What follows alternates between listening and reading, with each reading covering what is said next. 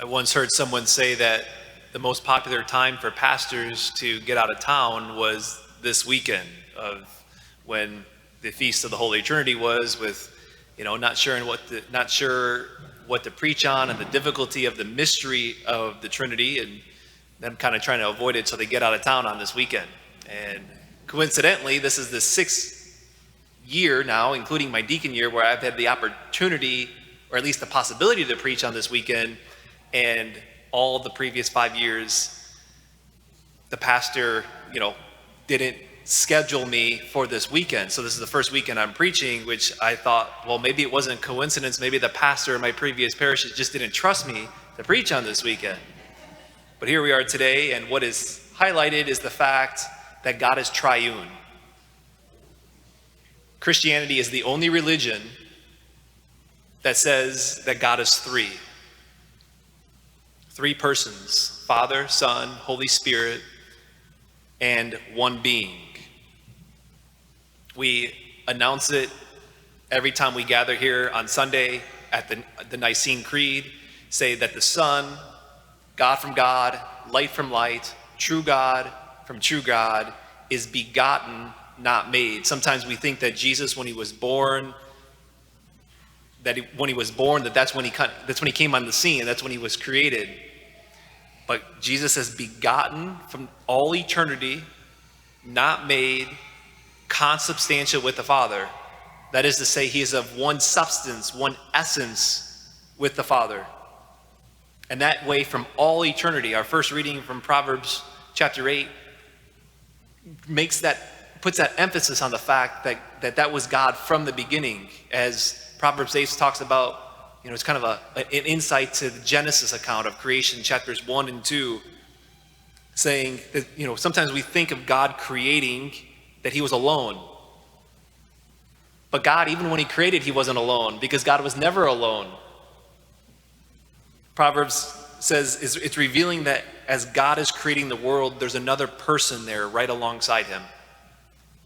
Loving, playing, the word said. Did you hear that first reading? When the Lord established the heavens, I was there. I was beside him. I was his delight day by day, playing before him all the while. When God was creating, there was this playing going on, playing on the surface of the earth. This is where C.S. Lewis, I think, gets the image of the Trinity as being a divine dance. This playing, or a huddle. They're just in this huddle where they're just engulfed with one another from all eternity, pouring out to one another. This divine huddle. Okay, sounds nice, right? So let's make this extremely practical. And you're like, well, how can you make the doctrine of the Trinity practical for my life? What difference does it make? To that, I'd say this: the doctrine of the Trinity makes the most important, practical, concrete difference in your life than you could ever imagine.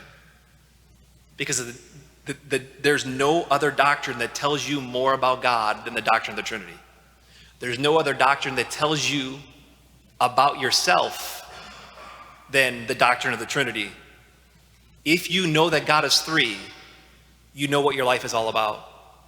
And in a world that is all the more and increasingly confused, we need to know this doctrine of the Trinity. And there are many implications here. I just want to give two. One implication of the Trinity, a practical, concrete, most important implication of the Trinity, is the fact that if the world is made by a triune God, then relationships and love is what life is all about. Imagine for a minute if God was not three. If from all eternity, God was not three, but he's just one. If God is just one, it means that from the beginning of time, from all eternity, there was no love. At the beginning, there's no love, because love is something one person has for another person. Love requires another. There's no love with just one. So if God is one, it means love in a relationship is not the essence of God. See, but God's not one, he's three. And so love and in relationship from all eternity is the Father, the Son, the Spirit pouring themselves out for another, honoring one another, loving one another, adoring, even as Proverbs 8 says, this play that's taking place, this divine huddle, this dance. And so bring it even more practical. Because we're made in God's image and likeness, and because he's three, relationships are more important than success. You know, that's important for us to hear in the suburbs, in Clarendon Hills, but not just the suburbs, just the culture that we live in rubs up against that. And none of us, not a person here, is immune to that, because we all live in the culture and we all breathe in what the culture is saying. And the culture says relationships are nice, but we got to get our work done. Relationships are nice so long as it doesn't get away from my self-autonomy. Relationships are nice so long as it doesn't get in the way of me making more money or gaining more power or a greater spot of influence or prestige. Sheryl Sandberg was the CEO for a number of years for Facebook, COO, Chief Operating Officer. She's a self-made billionaire. Her husband suddenly, when they were both in their 40s, her husband suddenly died. And upon her husband's death, she wrote a memoir. And in that memoir, she said, if I knew how short life was, I would have spent more time with my husband and less time making money. You know, it's a cliche phrase of nobody that we hear, nobody on their deathbed is on their deathbed saying, I wish I spent more time in the office. But it's dead right. Within the last 40 hours, I've spent time at 4 different deathbeds in the last 40 hours. And each time it's the same thing. It's the same image, whether I walk into the home or I walk into the hospital room, it's the same thing. What I see, it's a huddle. The families are engulfed over their loved one as they're dying. That especially rang true a while ago when I celebrated a funeral of a dad and 4 kids, and he coached his 4 kids. He loved to coach them. The kids loved to be coached by their dad, whether it was basketball or baseball. And in that, as I walked into the home and I turned in knowing that he was a coach, and he spent a lot of time in the huddle, as I turned in, I saw all 4 of his kids there, some on the floor, some right by his head, holding his hands, rubbing his feet, rubbing his head, just there in this huddle, just engulfed. If anything goes above relationships, above family, above church community, we end in frustration. We're frustrated. We are frustrated because we go up against the very ultimate reality of existence. Because God is 3. God is triune. So we're wired for it. And so we put anything above relationships of love. We go up against the very existence of reality because we have a triune God and he's 3. Second implication of the Trinity. The Trinity reveals our need to belong. The desire and the need to belong is universal to every human heart. I've been a pastor here now 11 months, and I'm getting to that spot, not there with, I wouldn't even say a good chunk of your names, but I'm there 11 months in now where I know at least where people sit. It's like, that lady always sits 3 rows from the back on that side. This family is always right there in the 3rd pew. In even coming in this mass, at each mass, I always notice at least one family that I'm thrown off. I'm looking at my watch and I'm like, well, they're at the 11:30. Normally they're at the 9:30. Is this the 11:30? So, little maybe side note to that is know that because I'm at every single mass, every single weekend, I do notice. Okay, I do notice when you are here and when you're not here. Just keep that in your back pocket. Okay.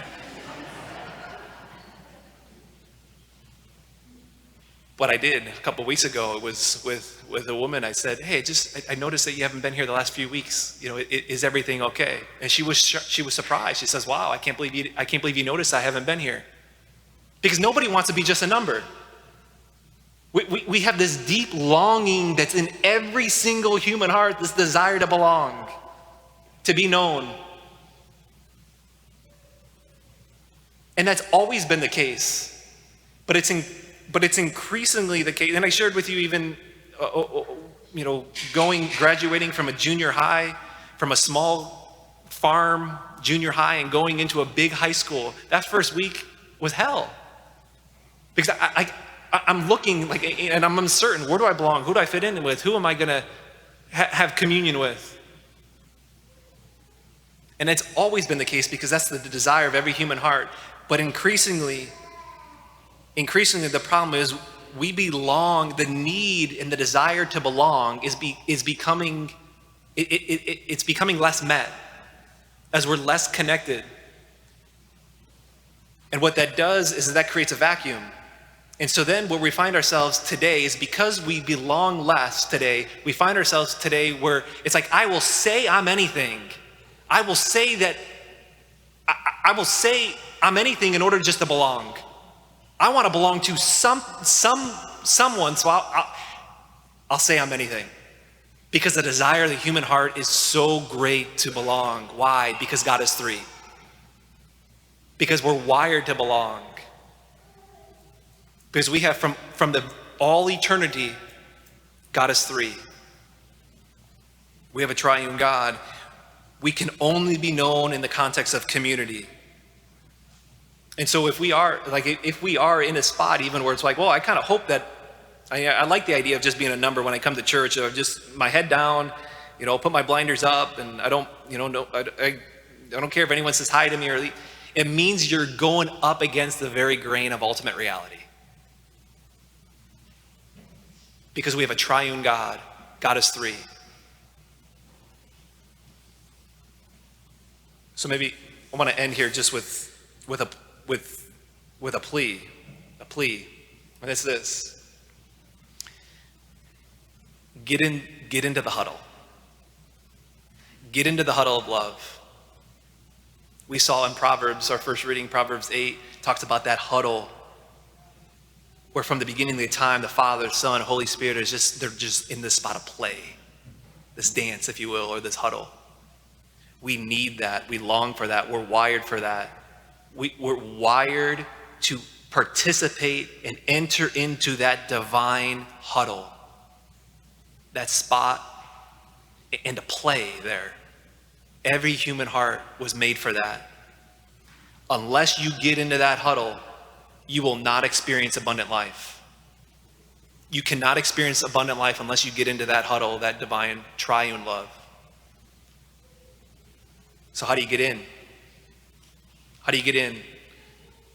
Our gospel, verse 15, that Deacon Tim proclaims, Jesus talking to his disciples says this, everything the Father has is mine. This is why I told you that he takes from what is mine, and I will declare it unto you. I will share it to you, or I will impart it upon you, other translations say.